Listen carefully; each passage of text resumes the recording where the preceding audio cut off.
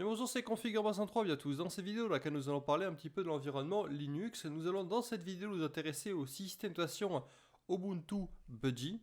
Il s'agit tout simplement d'une variante du système d'exploitation Ubuntu qui possède son propre bureau, environnement graphique, etc.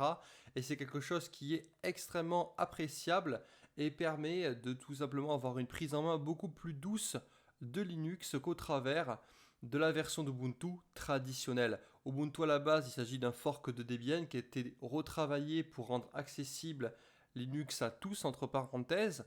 Et bien Ubuntu Budgie, c'est sa version, on va dire, améliorée qui pour moi est encore plus simplifiée. C'est également celle que j'utilise au quotidien parce que elle est tellement épurée que j'adore ça. Voyons maintenant comment installer Ubuntu Budgie sur votre ordinateur. Vous êtes prêts? C'est parti!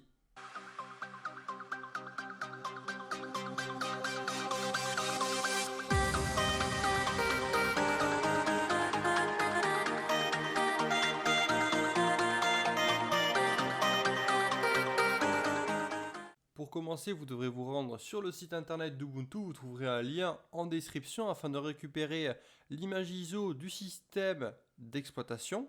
Une fois que vous l'avez téléchargé, il vous faudra la monter dans une clé USB. Vous trouverez également dans la description un lien vers une de mes vidéos où je vous explique l'opération. Une fois l'opération effectuée, il vous suffira simplement de modifier l'ordre de boot dans le BIOS de votre ordinateur afin de pouvoir démarrer sur votre clé USB et procéder à l'installation.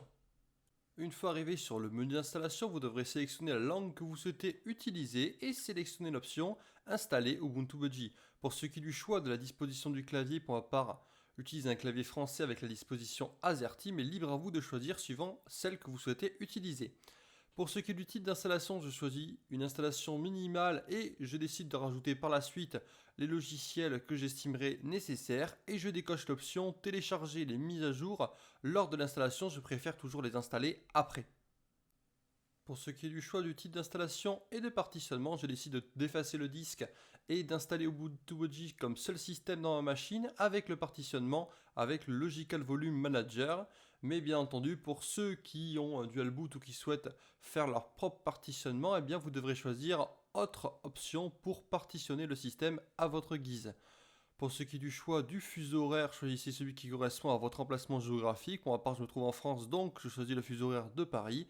Et pour ce qui est du nom de l'utilisateur, ça c'est libre à vous de le choisir. Il faut savoir que cet utilisateur-là possédera les privilèges d'utilisateur root.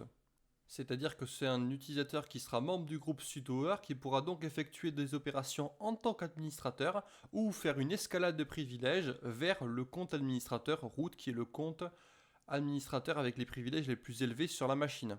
Une fois l'installation achevée, cliquez simplement sur redémarrer maintenant. Pensez à retirer votre clé USB d'installation pour que votre ordinateur démarre bien sur Ubuntu Budgie. Une fois que vous avez démarré sur ce système, la première chose à faire sera d'ouvrir un terminal. Sur Ubuntu Budgie, celui-ci s'appelle Tilix.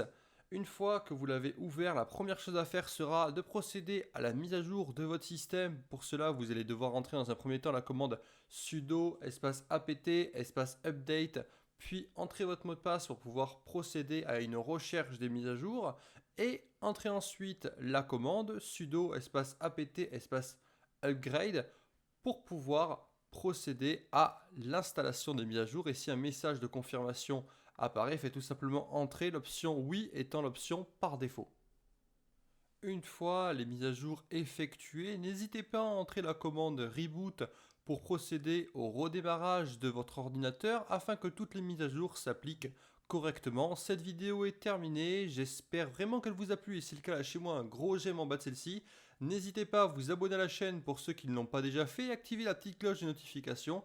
Et on se retrouve pour de prochaines vidéos, c'était Config3. Ciao.